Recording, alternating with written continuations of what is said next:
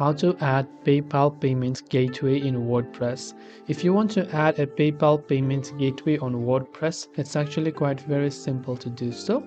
Depending upon what kind of site you have, maybe you have a WooCommerce, which is an e-commerce site, or other type of digital selling products where you would like to add a PayPal as your payment method so that customers and users can check out using PayPal.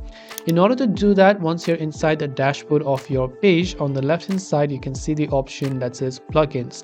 So you just have to go to the plugins options on the bottom left, and in the search bar just go ahead and then type in PayPal.